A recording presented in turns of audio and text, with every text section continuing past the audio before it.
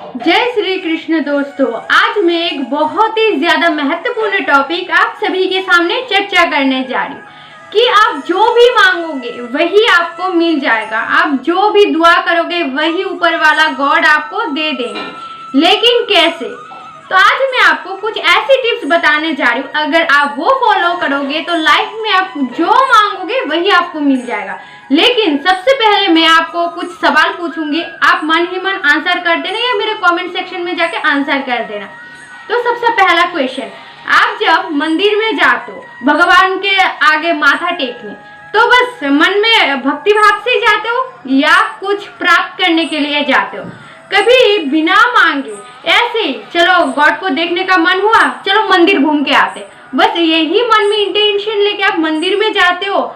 या फिर मंदिर में जाके माथा टेक के ये भगवान मुझे पैसा दे दो, मुझे गाड़ी दे दो, मुझे जॉब दे दो, मेरी शादी नहीं हो रही शादी करा दो, मेरे फैमिली में अशांति और अशांति ठीक करा दो, मतलब हजारों सारे गिव एंड टेक वाला पोजीशन लेके आप जाते हो। सच बताना, हम सभी जाते हैं यार, हम इंसान है, सेल्फिश तो होंगे।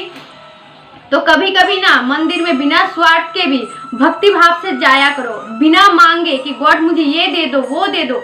ये सब कुछ बिना मांगे भी गॉड को जाके थोड़ा सा माथा टेक के आओ कि हे भगवान, आपने जो भी दिया है बहुत अच्छी चीज दिया है, मेरे को जो मिला है दूसरी इंसान वो चीज पाने के लिए तरस रहा है, रो रहा है, 2 टाइम उनको खाना भी नहीं मिल रहा है, रास्ते में फुटपाथ में जहाँ पे भी जगह मिल रहा है वो सो रहा है। तो भगवान आपका शुक्रिया अदा करती हूँ कि आपने मेरे को इतना अच्छा जिंदगी दिया है।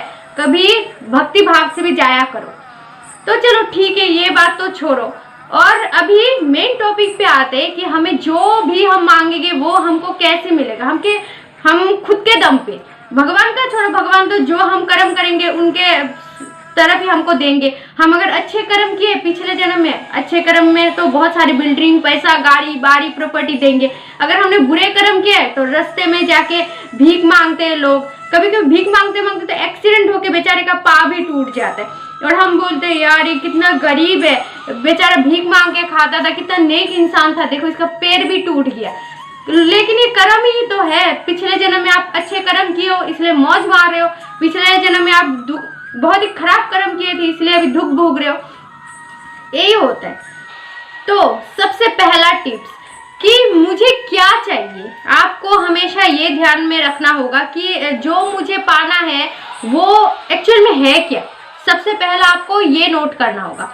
सेकंड टिप्स, जो मुझे चाहिए उसको पाने के लिए मेरे पास क्वालिटी है, अगर नहीं है तो मैं उसे कैसे अचीव कर पाऊंगा। और 3, अगर मेरे पास वो क्वालिटीज नहीं है तो वो उसमें मैं कैसे काम करूं, खुद को कैसे इम्प्रूव करूं कि वो चीज़ मुझे मिल जाए। तो ये कुछ बातें आपको ध्यान में रखना होगा। देखिए, कोई इंसान होता है कि मुझे जॉब चाहिए, बहुत ज़रूरी है मुझे जॉब चाहिए, लेकिन उसे जॉब नहीं मिलता है, उसने जगह जगह जाके ठोकरे खाए। लेकिन उसको पता होना चाहिए कि जॉब मिलने के लिए उसके पास ऐसा क्वालिटी है कि उसे जॉब मिलेगा। क्वालिटी भी होना बहुत ज़रूरी है। बस मुझे ये चाहिए तो भगवान आपको नहीं दे देगा। हमारे अंदर ऐसा क्वालिटी होनी चाहिए कि मुझे ये, अगर कोई मुझे जॉब दे दे, मेरे अंदर एक क्वालिटी होनी चाहिए कि मैं बॉस को अच्छे से काम करके उनको इम्प्रेस कर सकूँ। ये क्वालिटी हमारे अंदर होनी चाहिए, तभी हमको कुछ मिलेगा। तो सुनिए, जिसको जॉब चाहिए उसके लिए अच्छे से टेस्ट दो, एग्जाम दो, परीक्षा दो, उसमें से अच्छे मार्क्स लाओ। एक बार आप असफल हो गए, एक बार आप फेल हो गए, 2 बार फेल हो गए, लेकिन फेल से हम कुछ वो नहीं करते कि फेल हो गया जिंदगी खत्म। फेल से हम बहुत कुछ सीखते, ऊपर उठते। तो आपको हमेशा ध्यान रखना होगा, मुझे एक बार असफल हो गई मैं मेरे ज़िंदगी में, लेकिन सेकंड टाइम मुझे और भी बेहतर करके मुझे परीक्षा देना है, मुझे पास करना है, मुझे जॉब अचीव करना ही है। कोई इंसान होते 1-2 बार एग्ज़ाम वगैरह दे दिया, कोई भी जॉब में गया, लेकिन वो 1-2 बार हार गया, फिर वो एक रास्ता छोड़ के दूसरे रास्ते में चला गया। ऐसा तो नहीं होगा। भगवान भी आपका परीक्षा लेते हैं कि आप दुख के टाइम में कितना परीक्षा देके पास होते हो। हम छोड़ देते, एक रास्ता छोड़ के दूसरे रास्ते में चले जाते, दूसरे रास्ते छोड़ के तीसरे रास्ते में चले जाते। ऐसा नहीं चलेगा। आपको जो भी जॉब चाहिए, जो भी काम आपको करना है उसमें आप फोकस करो। 1-2 बार हार रहे हो, फिर से कोशिश करो, तभी आपको कोई जिंदगी में सफल हो सकते हो, नहीं तो कभी सफल नहीं हो पाओगे। पता है, मैं लाइफ में एक टाइम पे बहुत ज़्यादा दुखी हो गई थी, लाइफ में एकदम क्या बताओ, बहुत ज़्यादा डिप्रेशन में चली गई थी। क्या करूँ क्या ना करूँ कुछ समझ नहीं आ रहा था। उस टाइम पे मेरे दोस्त मुझे एक बात बोला था, मुझे आज भी याद है।